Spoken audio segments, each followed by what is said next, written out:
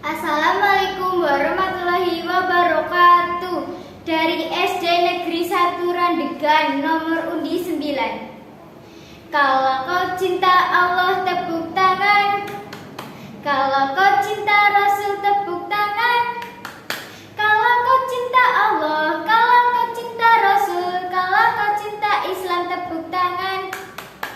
Bismillahirrahmanirrahim. Yang saya hormati Dewan Juri yang arif dan bijaksana dalam mengambil keputusan, serta teman-teman yang Febri cintai karena Allah. Bandung dulu baru ke Demak, senyum dulu baru disimak. Mana senyumnya? Sebelum Febri menyampaikan tausiah, jawab dulu salam dari Febri. Salam yang penuh kedamaian dan kesejahteraan. Salamnya para penghuni surga. Assalamualaikum warahmatullahi wabarakatuh. Alhamdulillahirabbil alamin.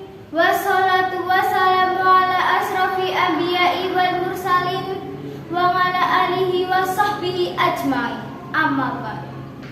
Pertama-tama dan yang paling utama, marilah kita panjatkan puji syukur kepada Zat yang menciptakan dualisme dunia, yang mana tidak akan bertahan satu jika tidak dua, sehingga terciptalah langit dan bumi, bulan dan bintang, lautan dan daratan, miskin dan kaya, si cantik dan si buruk rupa, sehingga sempurnalah manusia di atas permukaan bumi. Selanjutnya, sholawat berbingkai salam marilah kita curahkan kepada the first and the best man, Muhammad Sallallahu Alaihi Wasallam, yang telah memayungi kita dari panasnya mentari-mentari jahiliyah, sehingga kini kita ada dalam kedamaian dan kesejahteraan di bawah naungan Islam. Pada kesempatan kali ini, saya Febrin Fauzia Anafi akan menyampaikan sebuah tausiah singkat yang berjudul Perilaku Tawadu, Ikhlas dan Mohon Pertolongan. Ibu, bapak, serta teman-teman, bagaimana kabarnya? Sehat? Alhamdulillah. Teman-teman, Febrin mau tanya nih, dijawab ya. Febrin punya teman, namanya Banu. Dia sudah divaksin 2 kali. Ketika bermain, Banu tidak memakai masker dengan alasan sudah divaksin. Menurut pendapat teman-teman, apakah perilaku Banu benar? Wah, jawaban teman-teman benar semua. Perilaku Banu menunjukkan sifat sombong. Ibu, bapak, serta teman-teman yang dimuliakan Allah, manusia itu ciptaan Allah. Status kita di hadapan Allah adalah makhluk. Apakah pantas apa yang kita miliki itu adalah milik kita seutuhnya? Apakah pantas kita menyombongkan diri di hadapan Sang Pencipta? Alangkah meruginya kita jika apa yang kita miliki itu hanya semata-mata didapatkan dari kemampuan kita. Semua kebaikan, kekayaan, kepandaian, kecantikan, ketampanan, kesehatan hanyalah titipan Allah. Semua akan kembali padanya. Allah Subhanahu wa Ta'ala melarang kita berbuat sombong, sebagaimana tertulis dalam Al-Quran surat Luqman ayat 18. Bismillahirrahmanirrahim. Wala yusaghir hatta linnasi wala tamshi fil ardi marha. Inna Allah la yuhibbu kulla muhkalin fakhur. Dan janganlah kamu memalingkan wajah dari manusia karena sombong, dan janganlah kamu berjalan di permukaan bumi dengan sangat angkuh. Sungguh Allah tidak menyukai orang-orang yang sombong dan menganggapkan diri. Sebagai contoh nih, dalam menghadapi pandemi COVID-19, terutama bagi yang sudah divaksin, kita tidak boleh sombong dan beranggapan sudah divaksin, sudah bebas dari virus COVID. Kita tidak boleh sombong dalam mengabaikan protokol kesehatan, karena semua yang terjadi atas kehendaknya.